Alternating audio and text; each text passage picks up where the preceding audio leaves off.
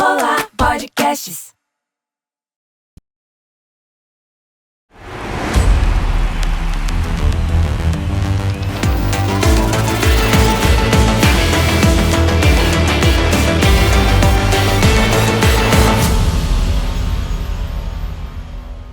Fala, meu povo, mais um episódio do Pod Esporte começando. Pod Esporte, que é um podcast original aqui dos estúdios da Olá Podcast em São Paulo. Se você ainda não conhece, vai lá e confere a quantidade de episódios legal e programa legal que tem no Olá Podcast.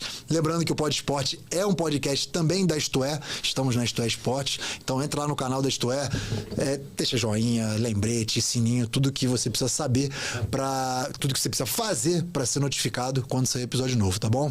Hoje tem medalhista olímpico na casa de um esporte que, acho que é o primeiro esporte do país, porque futebol é outra coisa, né? Futebol tá em outro patamar, mas é o primeiro esporte do país, o voleibol. Então, parceiraça, que eu não via há bastante tempo. Seja muito bem-vindo ao Pod Esporte. Érica Coimbra, obrigado. Obrigado, Diogo. Um prazer estar aqui com você. Quantos anos, né? A gente se conhece? Nossa. Uns 20. Bastante. Acho que temos muita coisa aí pra trocar aqui. Eu tô com 22, você com 24, então desde a maternidade nos conhecemos.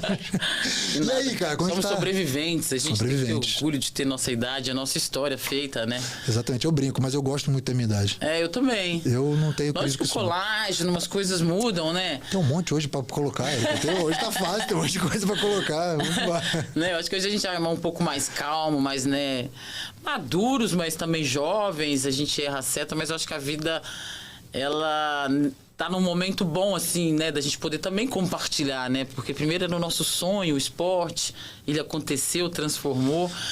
Então agora poder compartilhar também ele de alguma forma, né, e contribuir em outras vidas, está sendo muito especial também esse momento de transição que eu tenho vivido. Que legal, por falar nesse momento de transição, o que a Érica faz hoje? Porque a Érica, a galera que é da minha idade e um pouco mais jovem também, acompanhou muito a Érica, né, na seleção, super jovem com seleção, medalhista de bronze em Sydney, quarta colocada em Atenas, enfim, durante muitos anos na seleção. Quantos anos na seleção, Érica? Eu fiquei 10 anos na seleção e 23 anos de alto rendimento, né? Nossa Senhora. Então eu acabei saindo da seleção um pouco mais jovem, até porque muito desgaste de uma geração, mas segui jogando até 2019. Acabei encerrando a carreira aqui em Barueri com José Roberto Guimarães. Boa. Mas aí, o que você tá fazendo hoje em dia? Conta aí. Olha, eu tô fazendo várias coisas, né, agregado ao esporte, né? Hoje, né, eu dou o meu tempo, né? Eu dou o meu tempo naquilo que eu posso contribuir com o esporte. Faço parte da Atletas pelo Brasil, né? Que é uma instituição sem fins lucrativos. Também faço parte, né, da Comissão de Atletas do Brasil Nacional. Dou voz lá, né, a muitas leis, né, que a gente tenta transformar, mudar, enfim, leva a voz de alguns atletas. E tenho aprendido bastante também com políticas públicas com a Ana Moser, tenho participado bastante ali dessa construção. Sou palestrante também, né, divido um pouco da minha história, né, tento mostrar um pouquinho, né, do dia a dia, do que a gente tem que superar, né, para viver essa jornada com mais saúde mental possível. Estou estudando educação física, então sou uma 40 a mais que estuda na faculdade, estou adorando. É um momento super legal também, tenho aprendido muito. Eu falo que na educação física, né? Eu falo, gente, brincando. Agora eu tiro 10 em tudo. Porque ali a gente manja, né? Ali a gente tem doutorado. Então tem sido uma experiência bacana. Enfim, tô no corre, né? Eu falo que a gente faz um pouquinho de tudo, mas tudo sempre ligado ao esporte. Também hoje, né? Tô trabalhando como embaixadora da Recoma. Legal. Né? Que é a maior empresa da América Latina de infraestrutura esportiva. Então eu participei de Paris 2024. Tava agora, né, na COB Expo do 2024. Sou influência digital, compartilho um pouco do meu dia a dia e também de várias ferramentas, né? E é isso, né? E a gente também faz clínica, dente de canetinha no centro, sorvete na escola. A gente gosta de trabalhar. Bora, parado não fica. Você falou que parou em 2019, né? E aí vai uma dúvida minha de quem tá hoje há 32 dias de encerrar a carreira. Esse momento de transição, obviamente, você parou com quantos anos? Desculpa. Eu parei com 38. Com 38. Não, 39. 39. É uma carreira longa. É uma carreira muito longa, quando a gente fala de esporte de alto rendimento, jogando num time de alto rendimento, para ponteira, né? Exatamente. Passador. Então, você se preparou para esse fim? Ou você, tipo, a hora que você acabou, você falou, putz, podia ter feito mais coisa durante o período eu como atleta... agora eu vou ter que fazer meus corre e tal. Ou não? Você se preparou? Como é que foi isso aí? Olha, eu vou falar, né, eu sei que a gente hoje, vou falar de uma forma sem demagogia de fazer, embelezar e nem botar na Disney, né?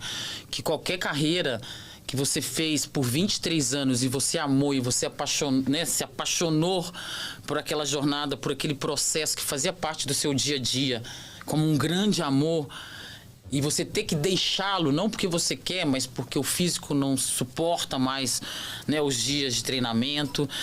Você começa a ver jogadoras que você nem acha, né, no nível menor que o seu, começar a pegar o seu lugar, você fala, nossa, eu tenho que deixar esse amor porque ele já tá me fazendo mal. Porque eu comecei a sentir dor e comecei a ver que o lugar já estava mais ameaçado do que era antes de ser titular a carreira inteira, enfim.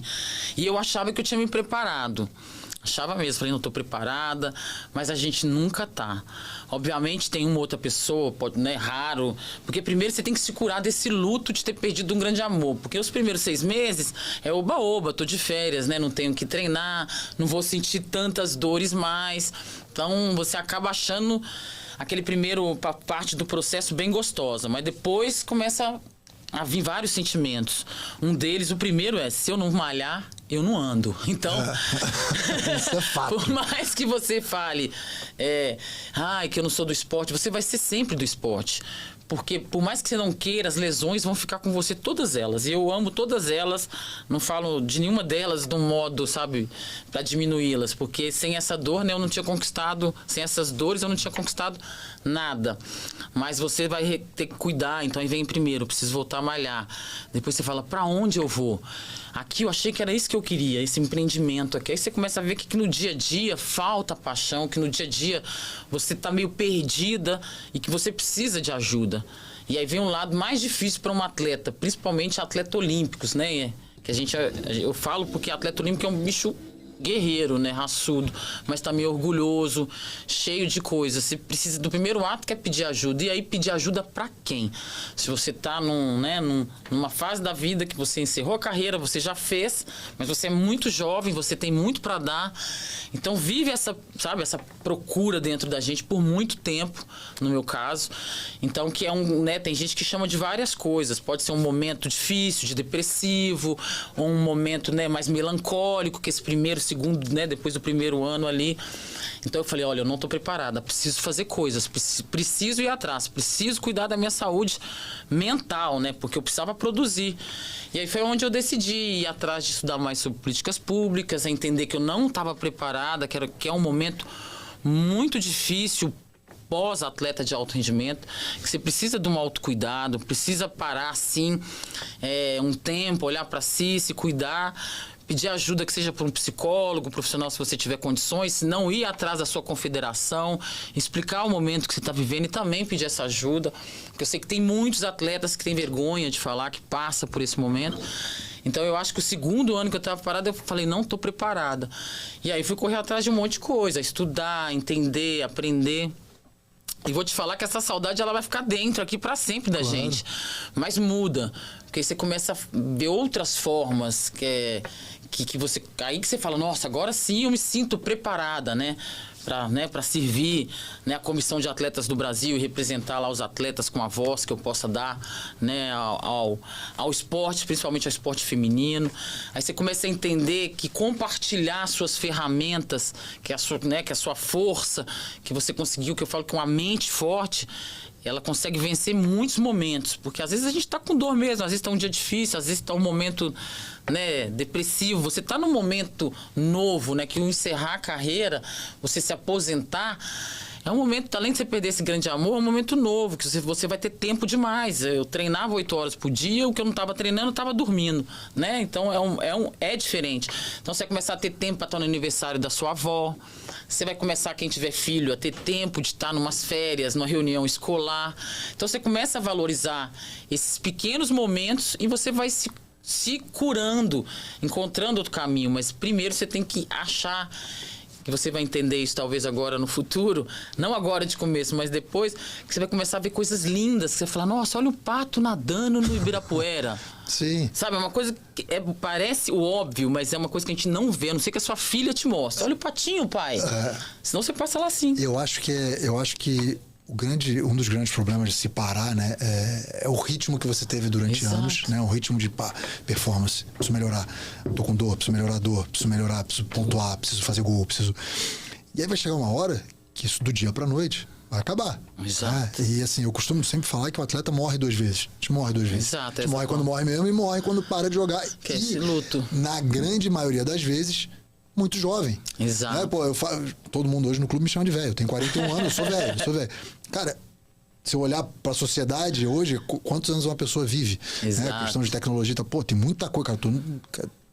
Talvez menos da metade da minha vida eu vivi. Exato. Então, assim, vai ser muito louco. Eu assim, abrindo meu coração, eu tô muito seguro na questão do parar, muito em função das dores que eu sinto hoje, né? Do que eu Exato. sinto pra viver. Pô, às vezes eu vou levantar do meu sofá, eu viro, fico de bruço e faço uma flexão de braço pra levantar. Porque minha coluna, meu joelho não permite. Eu tô aqui sentado com você, meu joelhinho tá esticado aqui, porque se ficar muito tempo flexionado, dói. Então, assim, eu acho que pra mim, quando me der o start da saudade, vai ser um negócio, cara, mas você não consegue mais. Exato. Então, acho que vai ser um bloqueio. E a outra coisa que eu acho que eu fiz bem na minha vida foi ter outras ocupações, e o meu esporte permite isso, eu ter outras ocupações além da quadra. Então hoje o treino, o jogo, a competição me alimenta muito, né? Ainda me alimenta, mas é uma parte do meu dia. Não é Exato. a minha vida. Você consegue fazer 2 coisas, Então, né? 2, 3, Exato. 4 às vezes. Então, assim, muitas vezes eu até brinco, pô, o handball tá atrapalhando, cara. Eu tinha um amigo que falava comigo que handball é igual droga. Começa a atrapalhar a vida, você tem que parar, entendeu? Exato. Porque, cara, e é mais ou menos isso, assim, né? Claro que droga, pelo amor de Deus. E cada um gente. é cada um, né? Cada um tem o seu tempo. E eu acho que, pô, que bom, assim, te encontrar hoje, 5 anos depois da sua aposentadoria das quadras, pô, de ver você, assim, pô, fazendo isso, aquilo, É que você vendendo... vai desacelerando, né? Eu falo assim, você falou parar. A gente é atleta, então eu acho que tem 2 países que eu sei com certeza que as empresas, grandes empresas, têm vagas para o ex-atleta olímpico virar o seu CEO, já entrar na empresa Legal. e aprender ali, porque a gente tem uma mente muito forte, mas é uma mente que faz. Então, um dos meus problemas que eu ainda vivo nesses 5 anos, um deles é o horário. Praticamente, se eu marco reunião com, sei lá, 70% das pessoas chegam depois do horário. Você fala 8 horas, eu tô lá 5 para as 8, a pessoa chegou 8h15, 8h30 e é tipo... Que normal. Cara, isso é muito Isso louco. pra mim foi ainda é, né? Porque eu tenho esse comprometimento com o horário. Mas eu comecei a perceber isso. E um dia eu comentei até com a Ana Moza, ela falou, olha, isso é normal. Então você começa também a se acalmar. O mundo corporativo é assim. Exato, porque não é sobre... Eu aprendi, que uma coisa que eu acho muito legal, uma frase, que não é sobre você ser o melhor, mas é sobre você ser melhor. Entendeu? Entendi. Entendi, Não é é sobre diferente. você ser o melhor, é você ser melhor. Então é você ser melhor que você cada dia, é aprender uma coisa a mais. É ser 1% melhor naquilo que você tá, né, querendo produzir. Não ser o melhor, porque o esporte ele te coloca numa competitividade muito high level, desde jovem. Então todo mundo tá do seu lado, né? Eu vou jogar um beach tennis com meu marido, quando eu vi eu tava brigando com ele. Pô, você não vai na bola. Igualzinho lá em casa, Nunca igualzinho fez lá em casa. esporte. Eu falo, calma. Igualzinho lá em casa. Aí com o tempo, você respira. Obviamente, essa energia, eu uso ela de uma forma que eu fiz, né? Hoje, palestrando, dividindo, enfim, estudando. Então, você vai dividindo essa energia. E você já fazia isso, como você disse, no seu dia a dia. No vôlei, a gente nem pode. E se fizer, no primeiro jogo que perder, o patrocinador vai lá. Tá perdendo, não tá jogando bem, porque não tá está se fazendo. dedicando. Então, também os caras, né, pagam e tem que cobrar. Mas você já tá no caminho bom que faz várias coisas. eu Mas você acho vai que isso- entender que vai faltar esse vazio. Vai ter esse ponto do vazio depois de um ano, que é aquele ano sabático, né, que a Aham. gente fica. Que você vai começar a ter que encaixar ele e cuidar dele, porque é normal também, faz parte. É onde você vai Claro. melhorar, onde você vai encontrar uma paixão de novo, né? Claro, saúde mental, acho Exato. que, pô, nesse momento é fundamental. Você ter, se preparar, procurar ajuda, que nem você falou, Exato. acho que é fundamental. E não se cobrar tanto, né? Porque a gente também é aquela coisa do esporte, a gente se cobra tanto. Na vida normal também, sabe? A gente não fica, né? Tem medalha olímpica, cheguei no auge do esporte, mas hoje eu não saí e falei, eu tenho que ser melhor nisso, eu tenho que ser a mais rica, eu tenho que ser CEO. Eu quero ser a Érica que consegue compartilhar de alguma forma ferramentas na vida de outras pessoas que estão aonde eu estive um dia e sei que é capaz de sair, que a gente pode sair de lá com educação e esporte interligado. E é isso que eu quero fazer. E essa outra parte do amor, que né, a gente quer, lógico, tudo na vida que a gente faz é para ser o primeiro lugar, mas se a gente consegue estar numa Olimpíada, igual eu tive 4º lugar em Atenas, eu só fui aprender a valorizar isso hoje. Primeiro, né, que a gente teve aquela derrota histórica. Falaremos sobre, calma. E segundo, a gente imagina quantas pessoas. Eu ando hoje em milhões de mundos. Graças a Deus o esporte me interligou com o mundo. E poucas pessoas fora do mundo do esporte têm um amigo medalhista olímpico. Claro. Então, nas minhas rodas, praticamente eu sou a única. Então, você ser o 4º lugar ou você participar de uma Olimpíada é tão grande quanto uma medalha. Porque quantas pessoas conseguem um feito desse? Isso é muito maluco. Então, eu acho que hoje eu estou entendendo isso. Então, também a gente tem que parar de se cobrar tanto e usar essas ferramentas, né, de jogo que a gente teve, de vida, de vivência, que cabem em qualquer lugar, empresa e lugar da vida, né? Em cada gavetinha, assim. Pô, legal. Ó, papo muito necessário pra mim, tá? Desculpa, eu sei que tá acompanhando, mas pra mim foi maravilhoso essa parte aqui. A gente vai falar de voleibol, mas essa parte aí do pós-carreira, de como vive, como tá, né? 5 anos pós sua carreira, eu conheço muitos atletas. Sou de uma geração que muitos já pararam. E de um esporte que não tem nem isso aqui de visibilidade que o voleibol tem, por exemplo. Talvez. E muitos sofreram demais, né? E sofrem até hoje demais, patinando, que fazem. Porque é aquilo, você vai pra vida, só que sem ter vivido experiências que o mundo corporativo pede e tal, você viveu experiências maravilhosas dentro do esporte, que pode ser revertido em muita coisa. Mas são momentos diferentes da sua vida. Exato. Então, assim, muitas pessoas patinam, então, muito legal. Esse papo é fundamental. Porque eu acredito assim, Diogo, a gente tem que ir, entendeu? Não importa se você é do handball, se você é do vôlei, do futebol. Dá o primeiro passo, para de preocupar com o redor, ainda procura aquilo que você, né, encontrar aquele caminho daquilo que nem sempre você sabe o caminho. Mas aparecem oportunidades e você tem que se jogar e errar, não dar certo, perder, sabe? Faz parte do jogo. Faz. Então a gente tem que aprender isso, que muitas vezes esses atletas, que eu também acompanho alguns, que até às vezes me chamam nas redes sociais para dar um desabafo, que do vôlei tem, né, a elite ali, mas tem uma galera que ganha muito pouco, que não vai poder sobreviver com aquilo ali depois, que ajuda os pais. Então a gente tem que pensar no todo, né? Então, eu vejo muita galera atrás justamente por essa vergonha, vem e pede em segredo, eu falo, se exponha, vai lá no dirigente, sabe? Vai lá na sua federação, vai lá, você trabalhou, você prestou serviço, você pagou imposto, tenta, vai lá, conversa, tem sempre alguma forma, nem que seja um outro atleta que esteja melhor que você no momento, te ajudar e achar outras portas. Legal. Porque senão a gente se esconde e muita gente se mata aí, esse de alguma forma. Esse passo atrás e pedir ajuda é fundamental. Érica, voleibol. Vamos lá, vamos pro que interessa. Vamos. Você começou a jogar muito nova, né? Sim. Com quantos anos? Na verdade, assim, para começar, eu comecei jovem. Eu comecei mais velha, né? Mas eu peguei seleção muito jovem. Eu comecei em 1993... na Escola Municipal Pedro Guerra, que tinha um time de escola lá. Eu não venho de uma família esportiva, né? Venho de uma família mineira, que ali, né, do entorno de Minas em construção, que ali ainda era roça, né? Os loteamentos começaram a sair ali no começo dos anos 80, né? Ali quando eu nasci. Então você foi criado ali uma família que não tinha acesso assim a esportes, nem existia tantos projetos sociais como existem hoje lá. Então eu comecei ali no vôlei na escola, que tinha esse time.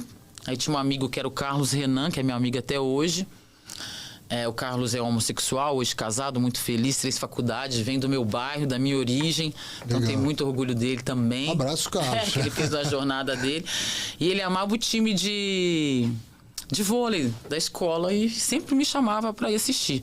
Só que era depois do horário. Minha mãe quase nunca deixava eu ficar, porque eu tinha muita energia, então podia tacar fogo na escola, né? Então era uma pestinha naquela época.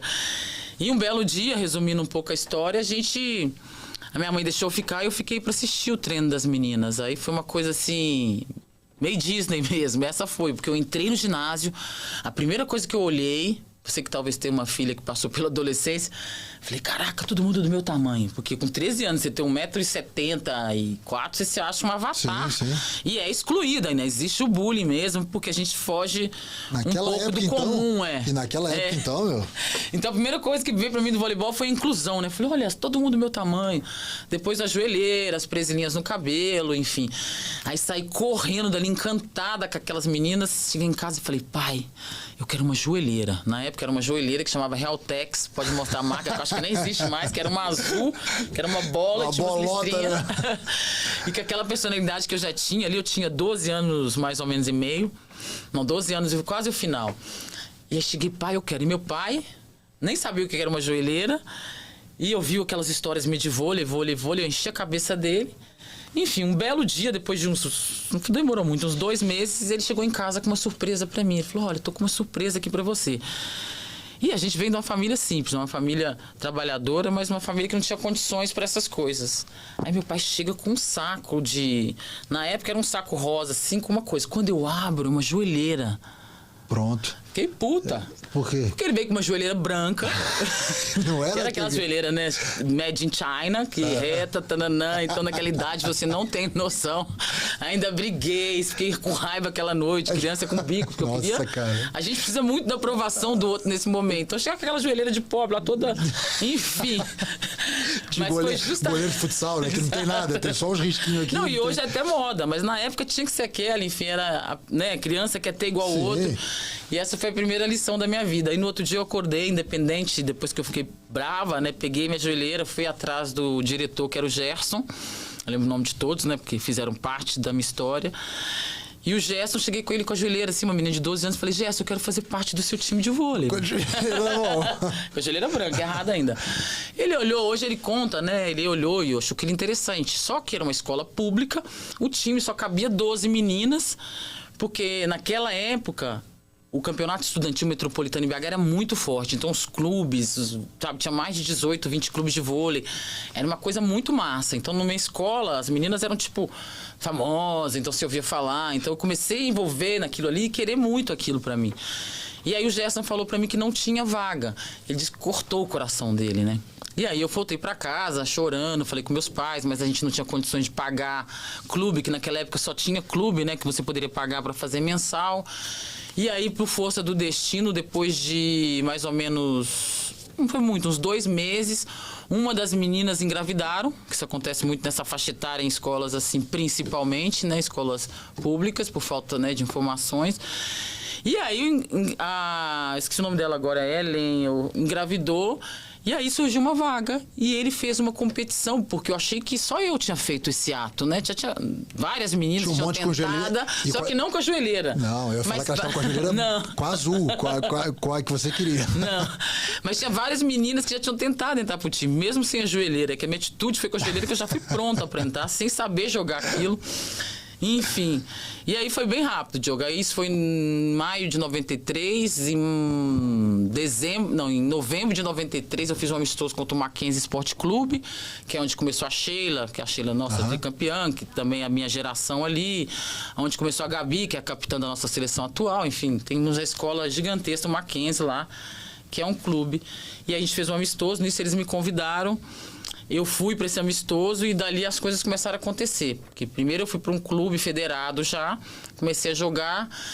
Era realmente, assim, um fenômeno mesmo para aquilo. Eu jogava em 3 meses, eu era titular do time da escola. Em 1 ano eu estava na seleção brasileira infanto, acima, uma categoria acima da minha idade. Pô, nasceu pro negócio mesmo. Nasci pronta mesmo, fui lá no lapidado e treinei muito, claro. Mas tem, né, o período, lógico, da construção, o período difícil, mas ele foi muito rápido, graças a Deus. Que assim, foram ali 1 ano e meio, 2 anos, que é aquela coisa, né, de você ter que correr atrás, pegar 2, 3 busão para chegar, né, teve esse processo, mas ele foi bem rápido. E aí eu tive vários braços, assim, eu tive muita sorte no meu caminho, porque aí eu tive primeiro a menina do Mackenzie, que era uma sócia que ajudava com uma cesta básica para minha família na época por mês. A Flávia, uma filha dela, é uma das minhas grandes amigas hoje, até hoje. Depois veio uma academia que aí me dava um salário, veio o jornal Hoje em Dia, isso já com 15, 16 anos. Pô, que legal. Logicamente porque eu dava resultado, né? Sim, Não é sim. porque eles me achavam a menininha que precisava, mas essas coligações foi quem me fez chegar onde eu cheguei também. Então, aí veio minha treinadora do Mackenzie, a Regina, que insistiu muito que eu continuasse, né, no vôlei, porque teve um período que eu queria parar, porque quando eu cheguei no Mackenzie era um outro mundo. Eu morava lá em Venda Nova, eu vou para a Zona Sul. Então, primeiros treinos, eu falava, as mães de todo mundo tem carro, né? As mães, a menina depila, a outra viaja de avião. Isso não existia no meu mundo. Mas era o mundo que eu queria. Hoje eu sei disso, né? Então, mas nesse momento você percebeu que ali talvez fosse uma oportunidade pra você? no ou ainda primeiro não? momento eu assustei. Entendi. Que é isso que eu conto. Eu tinha muito talento. Então, eu comecei a não querer ir pro treino. E minha mãe falava, por que ela não quer? Ela amava tanto. E comecei a faltar. Então, quando deu as férias escolar de 93 para 94, que eu fui lá passar uns dias treinando ali no final do ano, eu falei, não volto mais, mãe. Vou cair no buraco. Aí eles ligavam, Érica, não vem. Eu tava caindo no buraco. Porque eu achava que aquele mundo era tipo astronauta. Eu tinha vergonha dos meus pais não poderem me dar o que os outros... É uma fase da vida, Cara, né? 12 para 13 anos. Foda, cara. E as meninas dão, né? Uma cutucada. De repente chega uma menina nova, né? Lá da outra origem, mas que é, né? Que é uma craque. No primeiro momento também tem as que te isolam e aquelas que te aceitam. Mas depois, né? Nosso time virou uma máquina. Ganhamos tudo. Foi um belo... Que era aquilo que eu queria, só que eu era muito jovem para entender. Aí eu comecei a perceber que o vôlei poderia dar uma vida melhor para mim, para meus pais, eu ia fazer o que eu amo, que eu queria estudar naquela escola particular, que eu queria ter aquele carro. Em que momento foi isso? Isso foi logo que eu voltei em 94, porque quando eu voltei das férias de 93 para 94, era em fevereiro, ali, final de fevereiro, março, que os clubes voltavam, né, nessa idade. A Regina chegou comigo na sala, que é a Regina Carvalho, que foi minha treinadora até sair de lá. Ela falou, você vai ser a melhor do mundo. Isso foi em 94. Eu era muito jovem, eu tinha 14 anos. Ela falou, você vai estar na Olimpíada de Sydney. E ela encheu minha cabeça de sonhos e ali eu fui atrás. Então eu comecei a treinar mais, comecei a ver que era bom, porque aí eu ganhava, por exemplo, eu comecei a ganhar meu primeiro dinheirinho lá e eu falava, nossa, eu posso comprar minha roupa no shopping, posso fazer isso. Lógico, você vai pro lado de criança, né? Claro. Daqui a pouco eu posso, anos, então você começou a entender, aí é o momento que eu comecei, né, a pegar a responsabilidade mesmo de entender que eu seria a provedora da minha família de uma forma não só financeira, né? Porque naquela época o voleibol nem dava dinheiro, mas você tinha possibilidades maiores, que é o que eu digo que o esporte dá, né? Então, eu comecei a entender que ali ia melhorar muita coisa. E realmente aconteceu, né? Porque hoje eu falo que o voleibol me deu não foi dinheiro, bens materiais, mas hoje eu tenho uma sobrinha, eu que venho de uma família que ninguém nunca teve oportunidade de fazer universidade por falta de grana.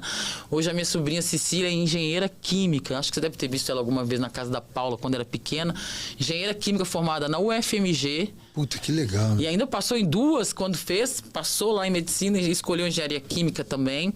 Então, foi nossa primeira. A minha outra sobrinha é professora escolar. Então, todos os investimentos que eu pude, né, investir, lógico que tem a força dela, ela foi forte, conseguiu, lutou.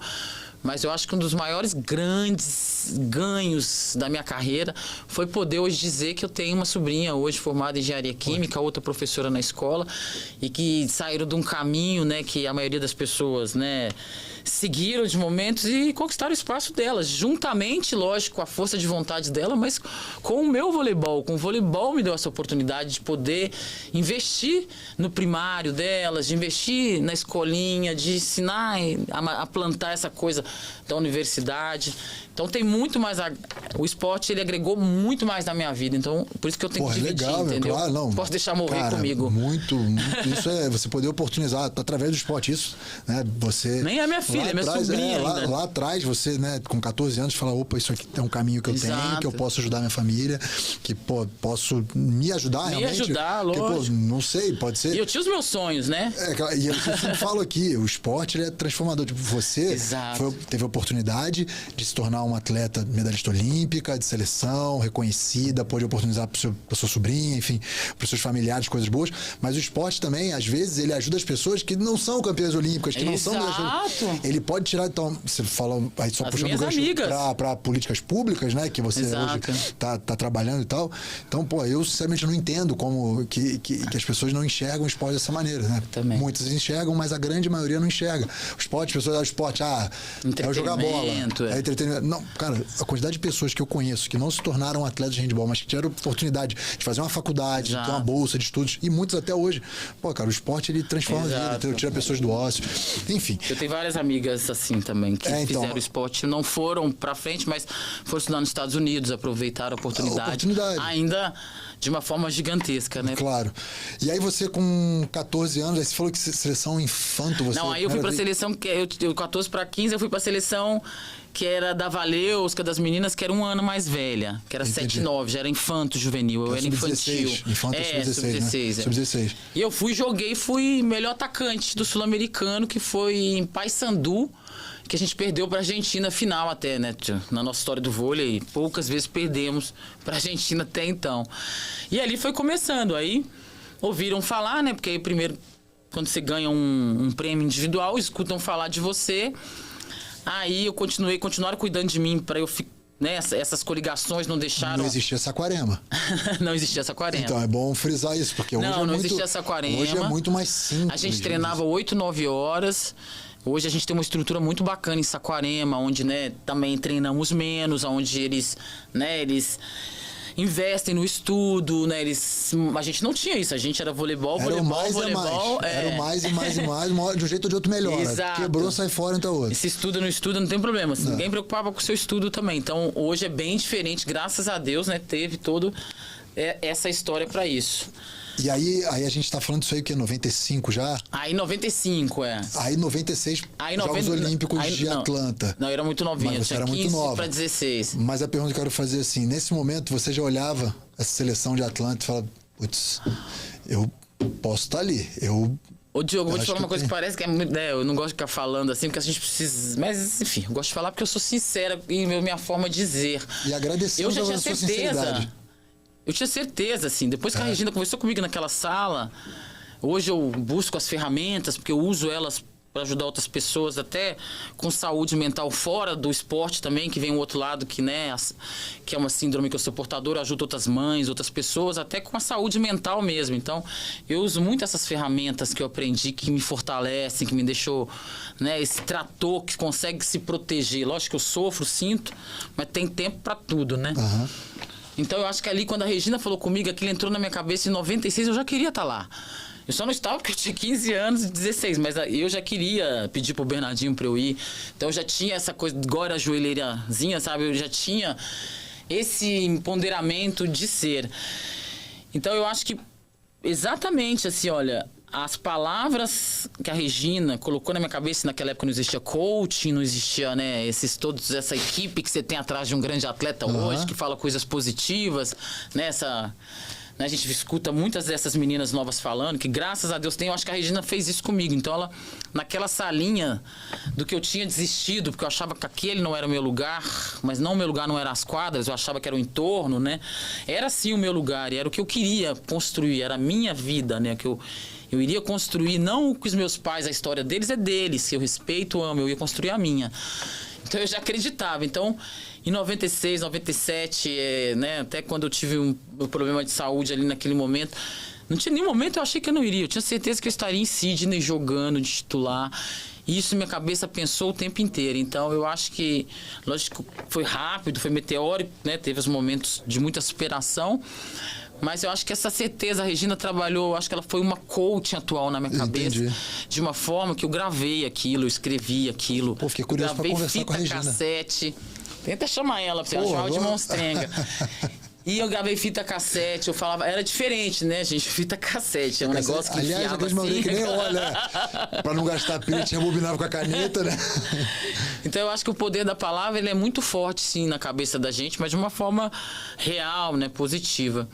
Então eu já acreditava naquilo, e o Bernardinho, quando me convocou ali em 97, 8, ali eu já sabia 18 o que eu anos, queria. né? Com 18, 17, ele já me convocou, né? Mas eu tive que parar um tempo, tratar, né, a síndrome que eu tive, também ter a liberação. Você tem problema de falar isso, sobre isso? Nenhum.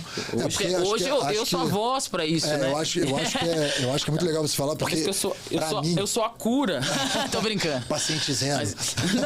Não, eu falo que você me olha, você vai ver que a vida pode viver completamente saudável. Porque... É o que as mães mais se preocupam hoje, né? Eu sou da época, eu sou contemporâneo a você, Sim. e eu lembro de todo o burburinho que foi, né? Da maldade, e tal, né? do que... Né, A exposição. Eu não posso imaginar o que você passou nem de perto, né?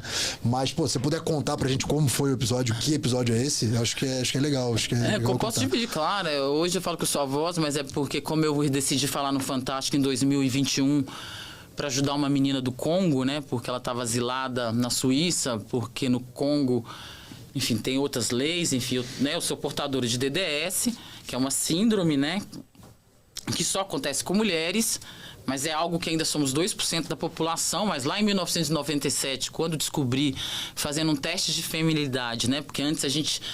Eu não sei como é que tá as seleções hoje, mas eu acho que evoluiu. A gente, desde o começo da era, a gente tinha que se provar que era uma mulher sendo mulher, né? Então, tem várias formas muito agressivas que eram antigamente de você ter que tirar até a roupa, todas.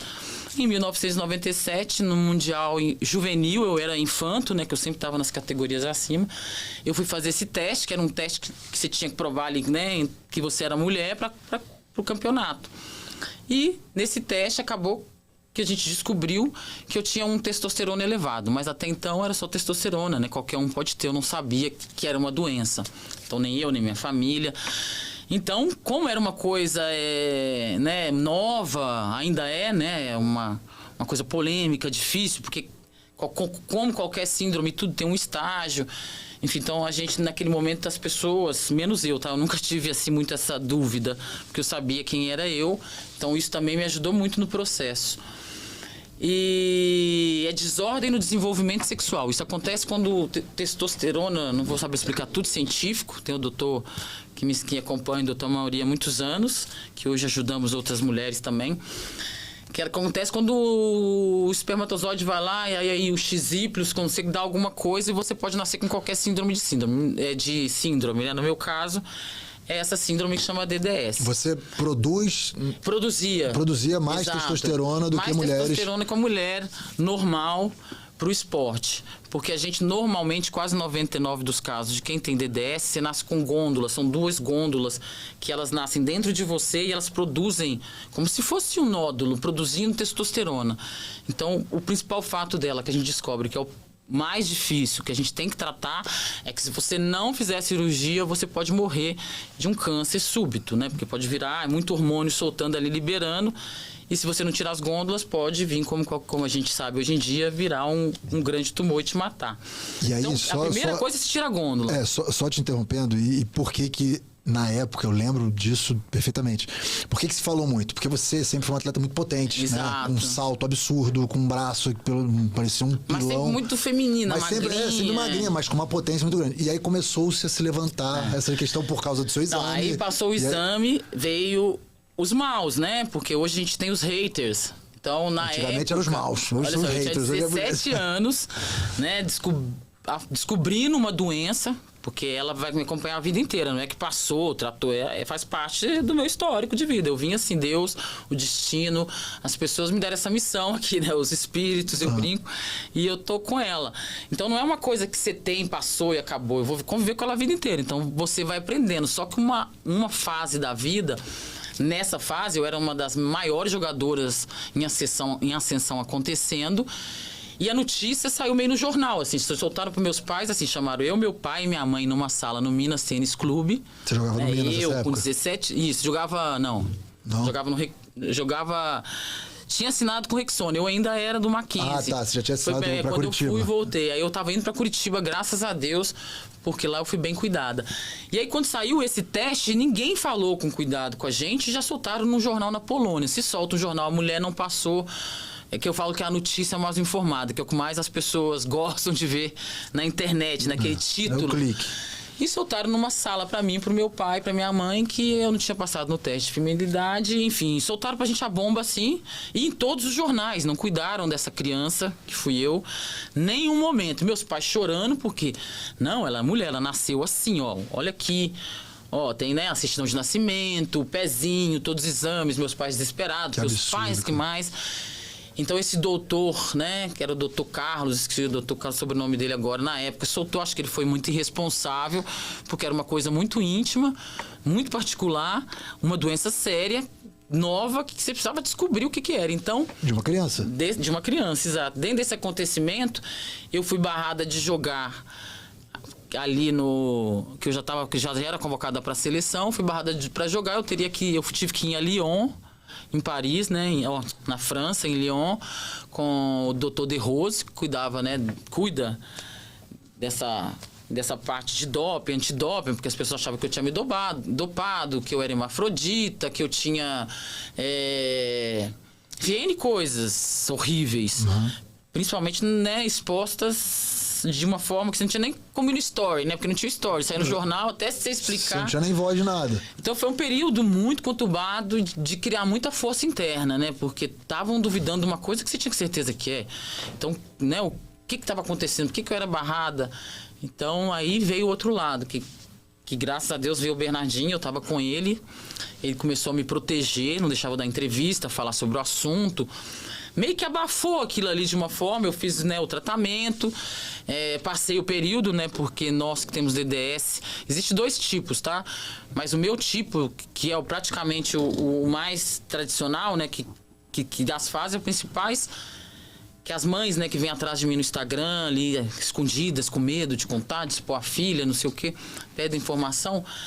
O principal fato é a infertilização, né? Provavelmente 90% de nós não geramos. Uhum. Mas tem uma outra que eu não sei te explicar também, que é a mesma síndrome que muitas mulheres conseguem, mas é um número de 10% bem pequeno. Seria um outro grau do Exato. DDS.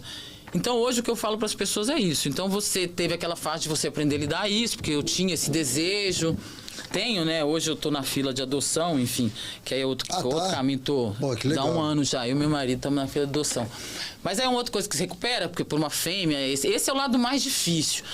Depois que eu falo que eu sou sobrevivente, eu sou, porque você pode viver saudável, você pode ter uma vida, que isso eu descobri em 97, eu fiz todo o tratamento, é até um tratamento agressivo, porque ele tira todo o testosterona do seu corpo, então você fica sem praticamente nada, né? Porque mulher tem, né, gente? Não sei se as pessoas sabem um pouco de testosterona, senão a gente ia ser só pele caída, né? E ali 1 grau, então isso foi tudo colocado, acabou que o meu ficou abaixo demais, então teve uma reposição, teve uma luta para não perder força e conseguir jogar ainda 23 anos em alto rendimento. Então, muito foda, Érica, então, muito foda. Eu acho que eu sou essa voz de mostrar para esses pais que você tem filho, que são os que mais ficam preocupados, porque hoje, graças a Deus, muitas mães conseguem descobrir a síndrome bebê. Antes era só depois da puberdade que as mulheres descobriam. Então, hoje eu também sou essa voz e viro com elas. Eu falo assim, é o dia a dia e cada um tem, como eu digo, todos nós temos as nossas pedras para carregar aqui. O importante é onde a gente coloca elas. É só não colocar muito nas costas. Coloca ela no cantinho ali. Que legal. Trata ela. E, muito legal também de um personagem, né, que você citou aqui várias vezes, o Bernardinho, né? De poder colocar você debaixo do braço, falar, tá na minha equipe aqui, Exato. Agora é a gente que vai cuidar de você e tal. E, que era um período difícil, né? Os jornais todos me atacando. Porque eles não queriam atacar, não era a Érica Coimbra ali naquele momento. Eu era muito jovem. Eles queriam atacar o Bernardinho, o time. Teve eleição, teve times que foram contra eu participar, por exemplo, da Superliga. Graças a Deus que a maioria foi a favor. Então era uma época diferente. Se fosse hoje, com todo, né, informação, com toda essa causa que as pessoas hoje lutam, seria uma outra história. Claro. Mas a gente tem que começar uma, né? Então eu comecei lá atrás. E aí, quanto tempo durou esse tratamento, Érica? Foi rápido, foi 6 meses, assim, entre, né, a cirurgia de tirar as gôndolas, depois eu tive que tomar umas reposições hormonais que eram anticoncepcional, que hoje não se toma mais. Então, na época, depois de uns 5 anos até que eu tomava, o meu médico mandou tirar, porque, né, não precisava de eu ficar tomando hormônio. E a vida segue. Até hoje eu, tipo, normal, assim, logicamente que, né, eu sou uma mulher, tenho 44 anos, ainda não comecei a reposição hormonal, mas daqui a pouco eu sei que tem que começar. Entendi. Mas a vida seguiu comum. Aí pra voltar a treinar, tudo beleza. Tudo foi tranquilo. ótimo. E eu já voltei depois de 1 mês, eu já tava treinando, assim. Entendi. Foi bem rápido. Eu era jovem, né? O corpo... E aí, daquele momento ali, 97... 97. Aí, em 98, eu fui pro Mundial. Já jogando. E a Ana Moser estava jogando, né? Que era nossa líder. E aí eles começavam a me colocavam a Ana Moser para jogar os jogos mais importantes e a Érica para jogar os Você jogos mais comendo a bola fáceis para fazer a transição. Portanto, Entendi. que na despedida dela tem essa transição, né? Eu tão novinha ali aos 19, ela já com seus 31. Então, assim, foi um momento bem legal também, essa parte. Mas, assim, Diogo, o que eu falo que, assim, eu tive esse período ali durante a cirurgia, mas ele dentro de mim, esse processo, assim, eu fui uma garota muito corajosa, assim, sabe? Eu tive minhas dores, sofri, principalmente esse lado materno ali numa fase da vida, que depois também passa. Mas é o que eu falo para essas pessoas hoje que vêm a mim, até as pessoas que são portadores, é que tudo passa, assim. Você tem que achar um caminho melhor de enfrentar a escuridão. Claro. Se você conseguir achar a luz para colocar nela, você vai de boa, porque se não te prejudica, se não te faz mal nenhum, se é uma coisa que você resolve e vai lá e faz, é igual eu falo, a pessoa quer emagrecer, por exemplo, inventa 1000 histórias, 1000 chás, 1000... Eu falo, faz a conta, ó, come menos, treina mais. Se informa. Se informa que você vai ser saudável, sua vida vai melhorar. E queira realmente. Seu joelho vai parar de doer, você vai ver que as coisas acontecem. E eu acho que, assim, é uma questão de realmente querer, sabe? Pô, você passou pela situação, pô, muito jovem. E isso é o mais admirável. Você é muito jovem, passar por isso e saber, não, é isso aqui que eu tenho que fazer, então eu vou fazer. Eu tenho os meus objetivos. Exato. Porque lá atrás a Regina te falou Exato. que você ia ser jogadora olímpica. Então é isso que eu tenho que fazer. Então vai. E não é mágica, meio sabe? prática, Eu falo que não é prática, mágica. A gente né? passa pelo medo, você passa pelo medo, pela vergonha, pelo entendimento, pela coragem. Por esses sentimentos todos os dias. Eu acho que essa coisa aqui da internet hoje que a gente fala, é legal ter o podcast que a gente troca informações, é muito bacana, né? Mas eu acho que o mais importante para você seguir, né, essa jornada da informação, que é isso que você falou. Hoje a gente tem informações demais, Sim. sabe? A gente tem que se preocupar menos com o que o outro tá querendo pra gente. A gente tem que saber o que a gente quer pra gente. Sim. E não quero ser igual a você, porque eu não quero ser melhor que você, eu quero ser melhor que eu. Então, eu acho que em qualquer dessas dificuldades que a vida me colocou e coloca, porque assim, eu falo que a vida, gente, às vezes, eu sei que todo mundo gosta do sonho da internet, da vida perfeita. Eu sou rica, bonita, minha família, sou casada, tenho filho. Isso não existe. Ninguém, sabe? As pessoas estão casadas há 10 anos, todo mundo transa todo dia, 100 vezes por dia, umas coisas que dó. você acredita. Eu falo, o processo, ele é vivido todo dia, enquanto aqui permanecermos. Eu acredito muito nisso, porque não é que a minha vida hoje, porque, né, eu tenho minha casinha, tenho meu círculozinho aqui, construí um caminho, eu continuo todo dia lutando, porque todo dia, independente se você tem dinheiro, se você não tem dinheiro, se você tem casa, se não tem filho, você acorda para uma guerra. E a vida é isso mesmo, isso é o gostoso. Então, por isso que eu falo, quando eu acordo 5h50, 6 da manhã, que as pessoas perguntam, por que você acorda tão cedo? Eu falo, primeiro que meu corpo funciona melhor, segundo que eu gosto. E às vezes eu acho que é isso que a gente tem que entender da vida e escutar menos os coaches e escutar mais a gente, né? Que eu falo, não é o coach, não é o treinador, não, tá, gente? É o coach que vende fantasias de uma vida que você conquista. Eu acho que a vida é o dia a dia você se amar mais, é o dia a dia você falar o óbvio, sabe? Você falar pra quem você ama, que você sente saudade. E se curar, falar todo dia pra você no espelho que você é linda, que você é perfeita, que você é corajosa. Eu acho que essas palavras parecem demagogia, mas a gente falando pra gente mesmo, a gente acredita nela. E não vai ter, se você entrou no papo do coach aí, não vai ter ninguém que conheça melhor você mesmo do que Exato. conheça você do que você mesmo, né? Eu tô há 41 anos convivendo com essa pessoa aqui, Exato. tô aqui você, tá a sua vida convivendo com a sua pessoa. Então, assim, se as pessoas se conhecem, elas deveriam se conhecer muito bem. Claro que, pô, tem muita coisa que acontece, que às vezes você precisa buscar ajuda e tal, mas você precisa se conhecer. Você pensa uma coisa, vamos voltar pro vôlei, né? Você entende do handball, mas deve ser a mesma coisa. Vamos falar do outro coach, é o treinador. Treinador que te treina para, né, uma excelência em alguma coisa que você queira ser melhor. E a excelência é sua, né? Mas eu treinava passe de segunda a sábado, vamos botar 6 dias na semana, sei lá por dia quantos passes, 1000 passes por dia. E eu errava no jogo 1000 vezes mais. E eu falava, por que eu treino isso todo dia e eu ainda erro? Tem dia que eu chegava à excelência, mas tinha dia que eu errava o passe, eu atacava, né, um monte de bola tirando bloqueio. Chegava dia no jogo que eu não conseguia ver, o bloqueio tava me pegando. Então eu falo que é o dia a dia. E aí no outro dia eu voltava, treinava, acontecia e melhorava. Treinava, errava, falava. Então eu acho que é isso que o esporte traz para a vida, né? Que eu falo que essa coisa você vai fazer todo dia, é a continuidade que vai te dar excelência. Exatamente. Mas dentro da excelência, da continuidade do dia a dia, você vai mais errar do que acertar. Claro. Porque é aí que você vai chegar naquele pontinho e você vai falar, olha, foram 3 passes ali na mão. né? E aí foi 2B, 1C, 1D, eu acho que é esse o processo, mas que a gente tem que continuar treinando, né? Repetindo. Eu acho que hoje em dia a coisa que as pessoas mais têm dificuldade é exatamente isso, viver o processo, é saber que eu tentei, errei. Exato. Putz, errei, tá. Onde que eu errei? Aqui, então vai. Tentei. Putz, aqui tá indo legal, então eu vou seguir. Errei, opa, tentei. As pessoas não têm mais. Eu acho que falta resiliência, falta. Desiste mais rápido. Desiste mais rápido. Eu convivo com muitos jovens, né? Na equipe, enfim. Tenho uma filha de 17 anos. E eu vejo muito isso, sabe? Eu quero. Querer todo mundo quer, né? Exato. Mas o que você precisa fazer? O que precisa ser feito? Tem coisa que você quer fazer, tem coisa que precisa ser feita. Exato. Cara, normalmente, para você atingir os objetivos, normalmente vai ser você fazer as coisas que precisam ser feitas, não a que você quer fazer. Exato. E aí eu acho que esse ponto que é mais complicado, principalmente nessa geração de hoje. E é difícil para todo mundo. Muito. Tem que insistir mesmo. Você, quando chegou na seleção adulta, não sei se eu posso falar isso, mas talvez a seleção feminina de vôlei vivesse a sombra da seleção masculina, porque a seleção masculina já tinha tido resultados, medalha de prata, medalha de ouro nos Jogos Olímpicos. E quando você chega na seleção adulta, pós ali Atlanta, eu não me recordo a colocação que a seleção feminina ficou em Atlanta. Era Brasil, Cuba, Rússia ali pegando fogo. Então, né? Mas não tinha medalha ainda, né? E quando você chega ali, convocada para Sydney, primeiros Jogos Olímpicos, 20 anos, muito jovem, né? Extremamente jovem, já com uma responsabilidade grande.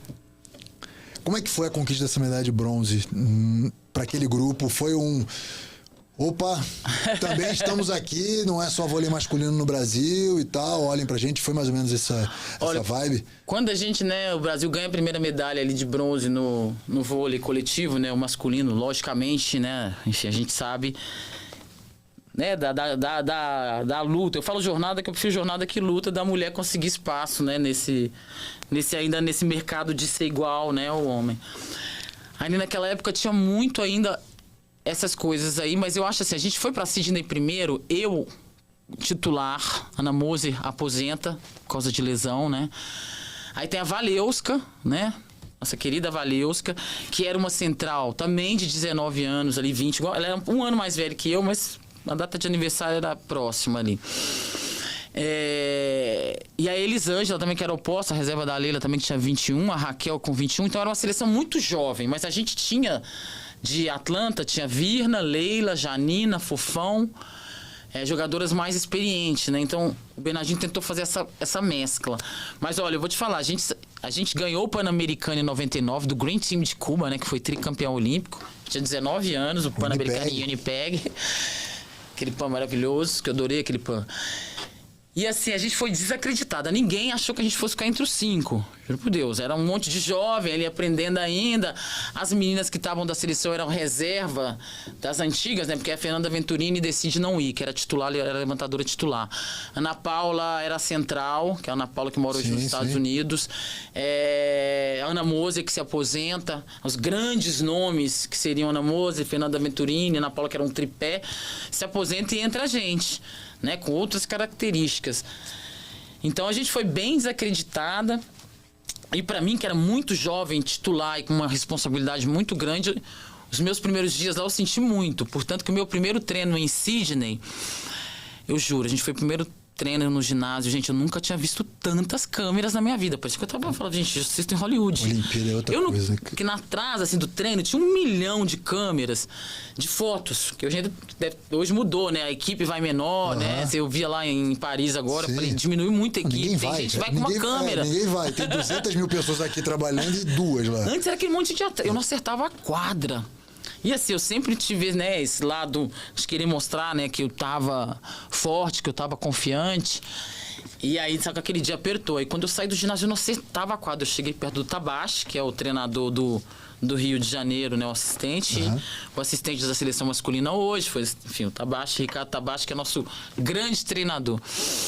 Enfim, cheguei perto dele e falei, chorando, né?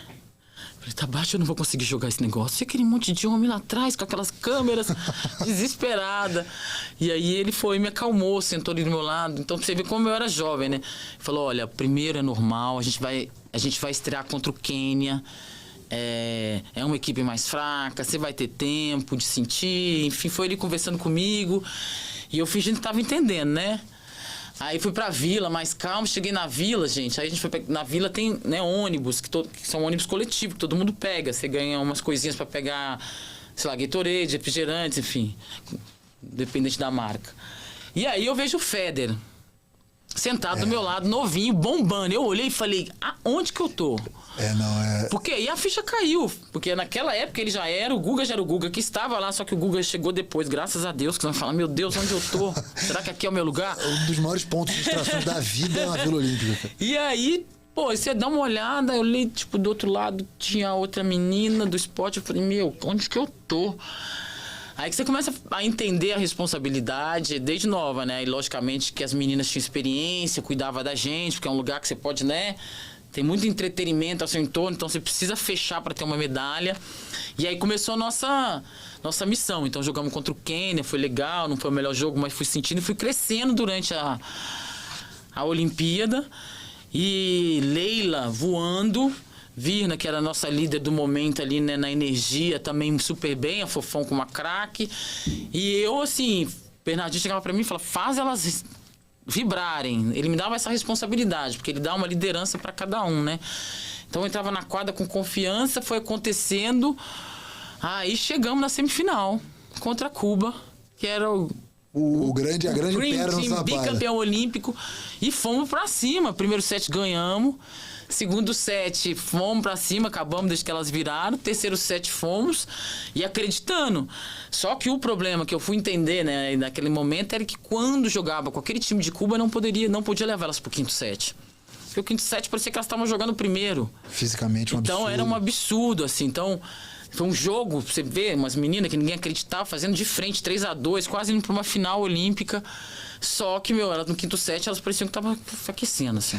E era uma geração, E elas cara. não erravam, né? Então você falava, você tava cansada mentalmente, elas estavam lá. Enfim, aí a gente acabou perdendo, ficamos muito chateado, porque a gente acreditou mesmo, então a gente sofreu muito. E aí veio a pré-eleição do nosso, né, grande e inspirador treinador, né, que é o Bernardinho. Aquela pré-eleição dela no pós-bronze, assim, acho que foi o que fez a gente, principalmente as nossas líderes, né? Ele fez uma pré-eleição muito bacana, dizendo a importância e o tamanho de uma medalha olímpica, dando N exemplos pra gente, daquela importância que enfim, que era a nossa final. E a gente acabou acreditando e conquistamos contra os Estados Unidos também, que era um grande time, né? Que tem uma escola aí no voleibol, até chegar lá, mas teve todo esse processo. E o Bernardinho, nesse momento, que não tinha nenhuma medalha olímpica também, né? Então, ele já sabia da importância ele tinha como jogador em 84. Como jogador, é verdade, não como treinador. Primeiro dele como treinador. Não, ele já tinha bronze de Atlanta. É verdade. Ele veio primeiro, a gente era o segundo. É verdade. Segundo bronze. Ele veio e perdeu de novo a semifinal na rede 1, né? Porque a gente sempre fala que a rede 1 até o 2004 foi sempre aquela rede que ficava... Que era um momento difícil, encalhava. Então, e aí, pô, o cara depois, né, aí tem toda a trajetória vitoriosa dele, mas naquele começo ele talvez já prevendo a importância que teria uma medalha olímpica pro vôlei feminino, mais uma medalha olímpica pro vôlei feminino, pra, se tornar o que é hoje o vôlei feminino. E aí, você sai de Sydney, acho que muito fortalecido, mais fortalecida mentalmente, né? Sim. Continua jogando, né? As competições. Você jogou depois de Sydney, você foi pra fora do país, não? Não. Não foi nesse momento que você saiu do país? Deveria ter ido. Hoje eu falo, vão ganhar dinheiro que a carreira é curta. Mas naquele momento não se ia. Quando que você... Não, aí eu fui e fiquei no Brasil, né? Uma das líderes, eu tinha 20 anos, mas era uma das líderes ali daquele outro ciclo, que era Atenas, né? Onde a gente acabou perdendo pra Rússia, aquele, né, jogo histórico de 24-19. Aquela seleção era, ao contrário da outra, foi pra ser campeã olímpica. Então, o baque da derrota ali de não trazer uma medalha... Jogar com favoritismo pesou? Não, eu acho que assim, a gente sabia, nós fomos pro Grand Prix antes, né? Ganhamos o Grand Prix, que eram as mesmas seleções, a gente sabia da nossa capacidade, mas aquele jogo com a Rússia, naqueles momentos, deu um apagão mesmo. Eu acho que às vezes as pessoas perguntam muito, tem muita história. Eu falo, gente, tanto para ganhar quanto para perder, O processo é o mesmo. É lógico que a gente valoriza mais a vitória, a história do campeão olímpico, mas você vai ver a pessoa que foi para a Olimpíada, o atleta que conseguiu a vaga, ele teve que superar a cirurgia, saudade, dificuldades, enfim, a história é outra. Mas lógico que fica mais bonita com o campeão. Sim. Mas eu acho que a gente era uma escola que aí a Fernanda Venturini volta, né? Temos a Valesquinha, Virna, eu. Nesse último jogo da Rússia, que é um jogo também, né? Eu jogo o primeiro set, a gente ganha. Eu era uma jogadora ali muito importante, né? Na estatística eu já era a primeira no ataque. Eu acabo tendo naquele dia ali, eu tenho uma infecção urinária, passo a tarde inteira com o doutor... Ai, gente, fugiu o nome dele aqui agora. Com o doutor Nardelli tomando negócio na veia, então tava meio grog. Então quando ele me tira ali também, ele era mais para poupar, né? A gente pensando no próximo jogo. Então aconteceu tudo naquele dia. Tinha momentos no jogo que o jogo dando apagão, a rede não virava, que a Fofão e a Lili lá atrás pra mim, no banco de reserva, porque eu tava lá, falando, pede pra entrar. Que, aliás, e eu também travei. Vale um parênteses aqui, acho que eu nunca falei isso aqui, mas é um dos maiores... Uma das maiores injustiças, eu acho, que é o reserva do vôlei ter que ficar em pé naquele quadradinho lá. Nossa, né? Cara, por que não fica sentado, gente? Pelo amor de Deus. É pra dar varize. Nossa senhora, cara. Fica todo mundo naquele cantinho lá em pé. Eu falei, gente, se tiver um problema na lombar... imagina ficar esse jogo de 5-7, 5-7 Ô, Diogo, eu vou te falar isso, que eu passei muito isso no último ano lá com o Zé. Cara, olha, eu fiquei de reserva muito tempo. Às vezes, até sem precisar, né? Ficar, mas eu tava lá de reserva... E, gente, eu falava, gente, como que vocês ficaram em pé? Porque tinha menina que reserva a carreira inteira. Eu falo, quantas varizes você tem na perna? Porque, primeiro, a tensão do jogo. Segundo, cara, que você tem que ficar 1h30 em pé, entrar daqui a pouco de 1h30 em pé. Mas qual que é a explicação que dão pra isso, Érica? Não sei. Gente, mas é pra não esfriar, dizem, né? Gente, mas a gente fica frio do mesmo jeito. Fica frio em pé. Fica frio sentado, que é mais cômodo, pelo amor de Deus. Pô, se o cara manda pra mim hoje, não, você vai começar no banco, mas você tem que ficar em pé no ar. Não vou, não. Troco de roupa na hora. Tem jogo de 2 horas, pouco. Pelo amor de Deus. Mas desculpa, eu vou voltar pra Atenas. E aí aquele jogo lá, você tava... Aí a Fofão e a Lili, não, quem Não, a Fofão ali no banco, elas falavam pra mim, pede pra entrar, porque, né, a gente encalhou numa rede ali muito tempo e na hora nem isso eu tive coragem. Deu um apagão mesmo em todo mundo. E é momento, é o esporte. Eu falo, o esporte não tem uma solução. E o vôlei menos ainda, porque não empata, né? Então perde ou ganha. Então também foi difícil, foi um período muito duro para nós todas. Com certeza, para mim em particular, foi muito, porque apesar de eu ser muito jovem, não ter ninguém que tenha me orientado ali nesse momento, né? Foi um momento desgastante, porque a gente perdeu, a gente queria a medalha, a gente sabia da importância dela, não só para nós, né? Mas para o esporte. Mas aquele ciclo também que todo mundo esquece foi muito conturbado, né? Porque sai o Bernardinho, que é uma imagem forte pro vôlei, que causa um pouco, né? Mexe em alguns egos. Entra o Marco Aurélio, que chega ali muito conflito, querendo mudar o sistema Bernardinho, convocando o Brasil inteiro. Toda hora vinha chamar uma jogadora para conversar e acabou que não soube muito liderar. E a gente muito jovem, eu tinha 21 anos, eu era uma criança... Né? Aí acabou que eu pedi dispensa, Fofão, Virna, Valeuska, Elisângela, e saímos naquele momento. Então teve esse momento conturbado até pro Zé, quando o Zé, que a gente vai e conversa, a gente, né, tinha uma liderança ali, o Zé vai e assume a seleção ali no começo de 2003, né? Que as coisas começam a mudar, tudo. Mas a gente também teve essa quebra no ciclo, né? E isso faz uma diferença. Por mais que a gente ache que o treinador faz muita diferença, assim, no nosso esporte, principalmente muito, que é um esporte totalmente, né, de estratégia. Sim. Você tem que ter estratégia o tempo todo para jogar com o outro. Então foi um momento duro, mas que também construiu depois, né? Para vir em Pequim, para vir em Londres, enfim, outra história pro voleibol. Então, e aí o que as pessoas contam, você falou, teve problema de treinador, troca de treinador, dispensa, tal, não sei o quê, e aí a culpa ficou na Mari. A Mari não virou a bola, né? Na verdade, colocaram ali porque ela era uma jogadora que naquele momento estava fazendo 34 pontos da bola para ela mesma. Claro. E ela era craque, jovem também, eu tinha 23, 24, ela tinha 21, 22, é que ela era um pouco mais jovem de jogo. Mas não teve culpa dela. dela, Não, nem claro da que Fernanda não. Venturini, Tô falando que a nem história do que José. conta, né? O que Que fica, todo mundo fala alguma coisa, exatamente. porque quem erra vai ficar. Mas é justamente que fez o campeão é isso aí, como diz o nosso Michael Jordan, né? Ele errou não sei quantas vezes. Ele errou tantas vezes lá, mas acertou 1 milhão de outras e depois vai no próximo ano e é campeã olímpica. É o processo mesmo. Então, é muito legal conversar assim com você, pô, faz parte aí do... Eu acabei não indo para 2008, né? Sim. Levaram a Valesquinha, que era central de ponta. Mas aí também ganharam, foi escolha do Zé, e aí a gente aceita, né? Mas na verdade, naquele momento, eu era uma das maiores ponteiras do Brasil verdade, também. né? 2008 é verdade. Acabei não indo. Você tava Então, jogando onde? Eu joguei na Itália, voltei pra seleção em 2007. Foi um momento ali, né? Pré-Olimpíada, uma seleção que tava se construindo, se reconstruindo. E que também foi um ciclo conturbado, muito polêmico, conturbado, difícil. Eu cheguei bem no olho do furacão e aconteceu N coisas, né? Muito processo ali de coisas que não veriam falar aqui hoje, mas muitas coisas internas que foi bom justamente para limpar pro ano seguinte e irem pro ouro. E o Zé levou a Valesquinha de ponteira e tudo certo, tudo bem. Você jogou os Jogos Pan-Americanos do Rio? Você tava? Joguei. Jogou? Joguei. Então, isso aí também foi uma derrota terrível, A né? gente jogou a gente perdeu pra Cuba, né? Eu também não entrei em quadra nesse jogo. Não foi pra República Dominicana? Não, foi pra Cuba. Foi pra Cuba, no Rio? A gente perdeu em 2007 pra Cuba. Mas foi tipo também, era aquele momento. Eu falei, tava no processo, a Jaqueline tinha até caído num DOP na época, que não era DOP, de um chá, alguma coisa. Então foi um pré-Olimpíada polêmico, difícil, mas que construiu as campeãs olímpicas. E é muito legal, Érica, assim, ouvir de você, porque você eu acho que fez a passagem do bastão da galera que capinou lá, quando era tudo mato, né? A galera vai na Moserida, Márcia Fu e tal, não sei o quê. Aí você pegou esse meio do caminho aqui, né? Peguei a minha geração, né? Que seria essa geração, né? De transição. Que seria a minha geração, né? Que é Sheila, Mari, Paula, Nana, é 2 anos de diferença, tá todo mundo meio... Sim, e aí você, faz parte de todo esse processo de transformação, ter uma seleção brasileira feminina campeã olímpica. Pô, é muito legal, meu, é muito bacana mesmo. E é o que eu sempre falo para as pessoas, que as pessoas me dão parabéns, né? A minha geração, graças a Deus, é uma geração forte. Então, aonde a gente vai...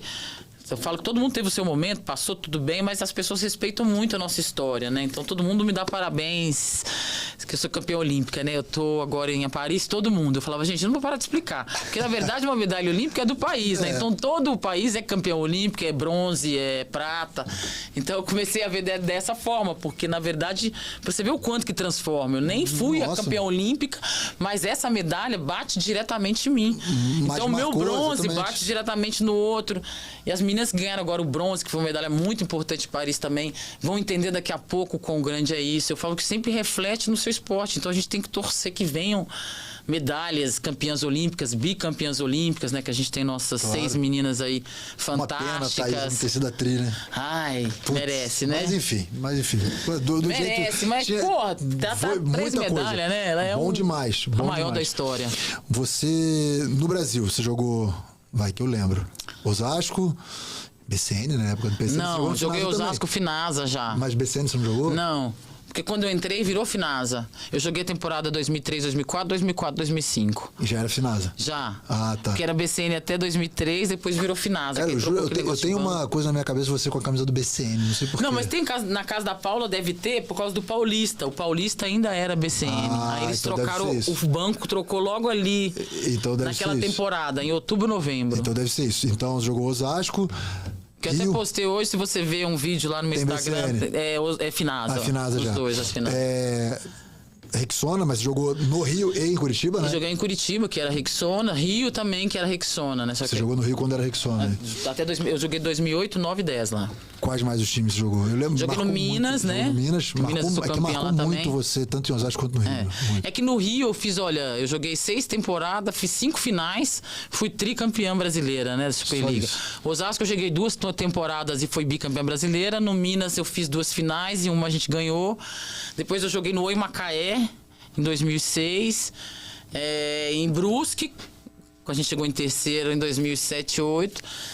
Depois saí Depois do Rixona joguei no Galatasaray, na Turquia. Ah, você jogou no Galatasaray. Eu joguei, foi muito bom. Gente, Istambul pra mim é... Galatasaray é maluquice, né? E o Alex de Souza é um dos meus grandes amigos, né? Um jogador de futebol. Ele é Deus lá, né? Ainda. Agora ele tá de treinador lá. Então, o Fenerbahçe, a gente às vezes não podia nem... Ele não podia nem ir nos meus jogos, porque os jogos não podem... Eles não podem assistir o jogo do adversário, entendeu? Só se for juntos. É meio maluquice demais, né? Aí fui pro Azerbaijão, ali onde... Azerbaijão, jogou no Azerbaijão? Joguei em Baku. Eu fui na época que ele ainda tava bombando, assim, que tava todos os melhores jogadores do mundo, que foi 2012, 2013, 14, 15. Caralho, no Azerbaijão. Estavam cagando dinheiro lá, então a gente foi pra lá. Aí eu vou atrás. Acho que foi o mundo inteiro, assim, daquela época das grandes, estavam lá. E aí joguei uma temporada lá, né? Não gostei muito, foi difícil esse período ali, porque é um país bem diferente. Depois eu vou pra Polônia, joguei a Superliga lá, a gente ganhou, fui melhor jogadora lá também, foi bem legal o ano, apesar de ter pegado menos 30. Nossa senhora, cara. E aí eu decido voltar, joguei no Brasília, fui pro Brasília quando a Leila montou o time lá. Ela levou eu, Paulo Pequeno, Elisângela, Daniela Scott. Isso era quase uma quadrilha. Quase uma quadrilha. O time não deu muita liga, mas era quase uma quadrilha. E joguei lá 2 temporadas. E aí foi começando. Aí o Zé Roberto, em 2016, eu tava querendo parar já, eu tinha 36. O Zé tava montando o time, me convidou, né, na época... referência da meninada. Não, na verdade ele me chamou para um desafio, porque o time, ele não tinha dinheiro, né? Então não tinha salário. Então quando eu aceitei mesmo como amor, assim, né? Pra vir ao esporte, pra poder contribuir. E depois, se ele conseguisse patrocinador, que ele, né, pagava a gente. Enfim, fui morar lá no Barueri, morei lá no alojamento. Dei meu amor ao voleibol. Nesse período ali, aí veio o patrocínio, ele pagou, a gente veio pra Superliga.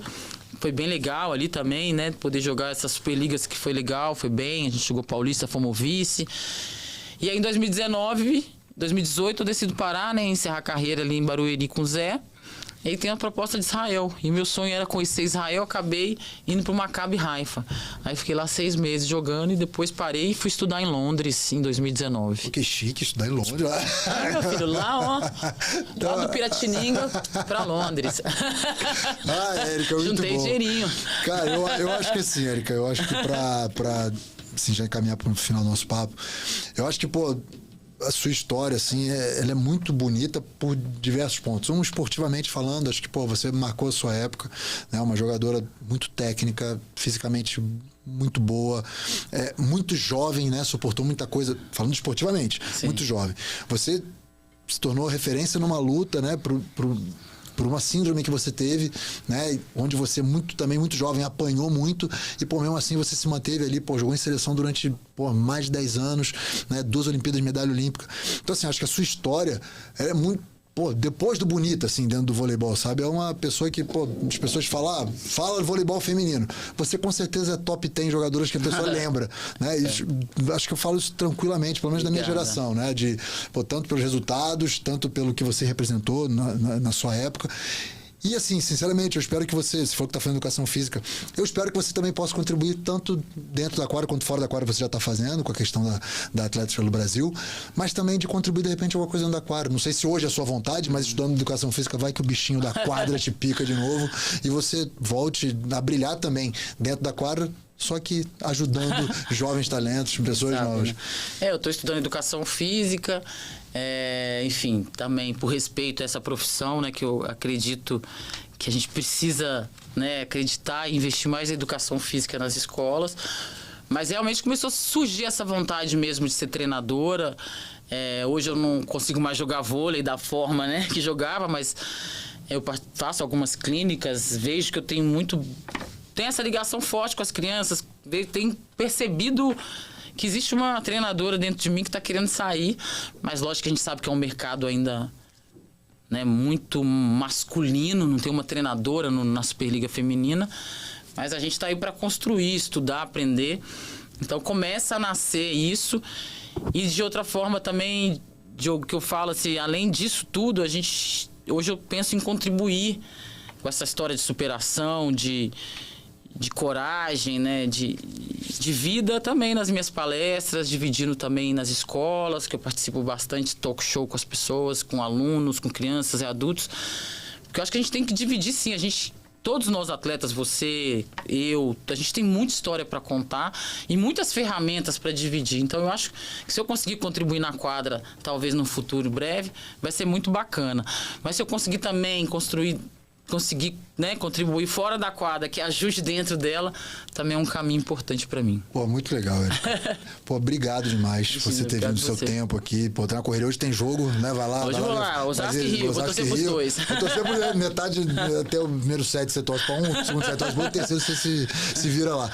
Mas, pô, obrigado pelo seu tempo. É muito tarde, não vamos pro quinto, não. Pelo amor de Deus. Você também é da madrugada de acordar cedo, né? Que eu digo. Eu sou. Acordo 5h50, 6. É onde eu funciono pra treinar. Pô, eu também. Eu sou desse. Mas depois vai meu dia, entendeu? Acho que a nossa idade, né? Já foi tempo que a gente chegava às 5h50. Agora já acorda 5h50. Mas exatamente, né? 5h50 então, chegava pra dormir. Era bom. Mas enfim, agora também é bom acordar às 5h30. Mas obrigado, recuperar tá? o sono. Claro, muito sucesso pra você. Eu vou deixar aqui na descrição do episódio suas redes sociais. Obrigado. Tudo, né? Quem quiser te acompanhar, quem quiser contratar suas palestras, né? Quem quiser conhecer um pouco mais da Érica, vai estar aqui tudo na descrição do episódio. Espero que você tenha curtido. Obrigado, eu curti bastante. Ó. Primeiro, vou desejar pra você, liga sua mão aqui, boa sorte. Obrigado. O seu caminho, o seu trabalho de fora tá muito lindo. E assim, você nem parou, mas obrigado por tudo que você colocou nas quadras. Com certeza você faz parte do nosso handball. E além disso, eu tenho acompanhado você e visto que você já sabe o caminho que você quer de comunicação.